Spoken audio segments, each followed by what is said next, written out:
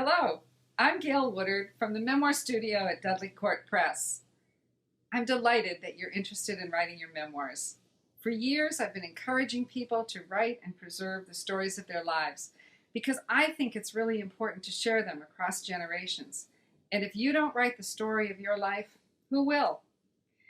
In this 10-minute video, I'll share some of my favorite tips to make your memoir writing easy and satisfying. Right now, let's turn to my top 10 tips for memoir writing. My first tip has to do with your why. People write memoirs for many reasons. And when I work with people on their memoirs, the first thing I want them to be clear about is why they're writing their stories. And why is the why so important? Well, first of all, because writing is hard. When your why keeps you going, when it might seem easier to turn on the TV.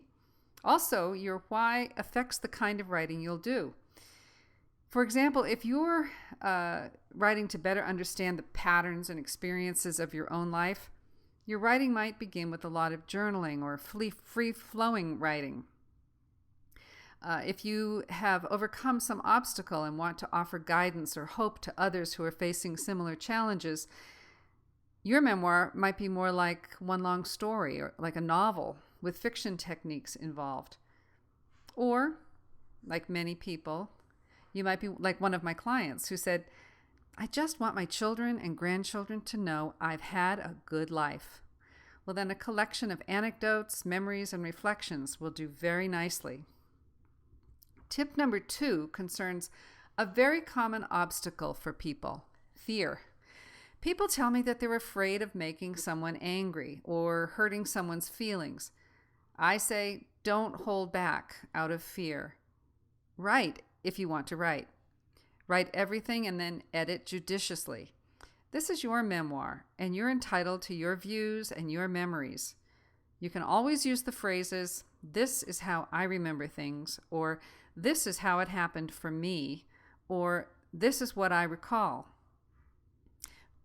This is important.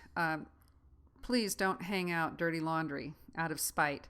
Those vengeful, angry, I'll show them sorts of memoirs are just not worthy of you. They serve no good purpose, they uplift no one, and they may land you in a court of law. So don't go there. Moving on to tip number 3, what I want to tell you is write. Even if you think no one will be interested, you might be surprised. I know one lady who dismissed herself as not having anything interesting to say, but with a little prodding, she admitted that her grandchildren, in fact, were always begging for her to tell them stories about her childhood and their mother's childhood. Suddenly she realized she actually had an audience who would cherish those stories if she preserved them. Tip number 4, develop a writing habit.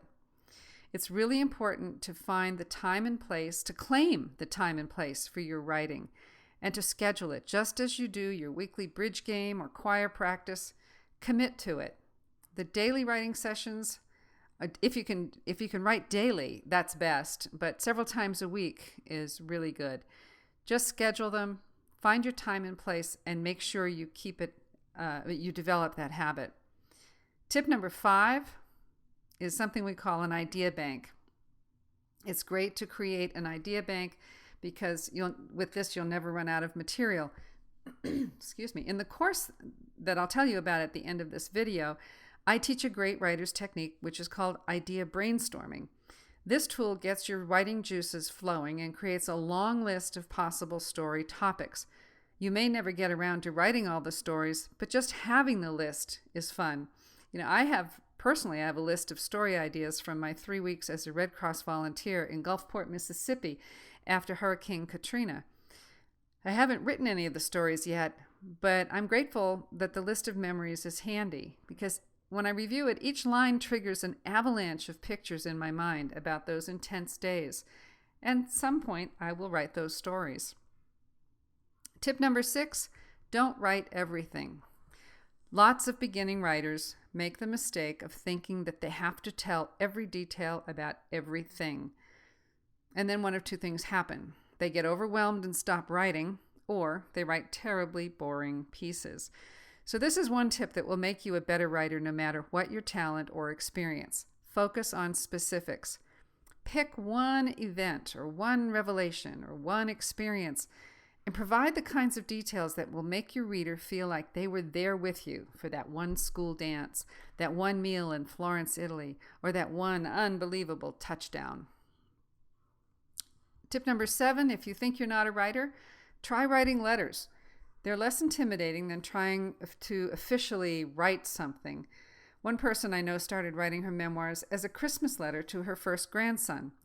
Rather than buying him a bunch of stuff, she wrote a long letter with tales of her life as well as of his mother's childhood. And it turned out the writer's own siblings wanted copies of the stories too. They loved reading about their shared childhood. Again, if you don't feel like you can write but you can talk, well, my next tip has to do with today's technology, which makes it really, really easy. Just record and transcribe. If you have a smartphone or an iPad, you can use an app to record your stories.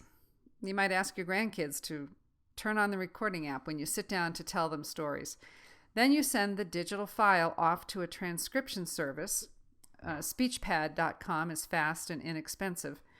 And within days, you'll receive a Word document back from them, and there you have your first draft, ready for editing. And let's talk about editing. Tip number 9, please, please, please edit your work. It's just not polite or fair to ask readers to read your first draft. Clean it up. Spend the time and energy to make it more entertaining or clearer. Do your best to get your facts correct. Remember, your memoirs will become part of the historical record of your family. And proof your final work to be sure your work is free of grammatical and spelling mistakes. And finally, tip number 10, if you're not sure what to do with it when you're done writing, here's some ideas. You can make copies for everyone and give them as gifts, binding them however you wish. Or you could self-publish through CreateSpace or Lulu.com, or work with a publishing services company like Dudley Court Press. Both of those options give you a paperback book or hardcover book options. And there are many other ways to publish your book. So when you're ready, the time is right, there's plenty to look at. So there you have my top 10 tips for writing your memoirs easily and confidently. I hope you find them helpful. Your memoir, your life story, is a gift that only you can give. I encourage you to follow through with your goal, and I wish you all the best in your endeavor. Thanks for listening. Happy writing.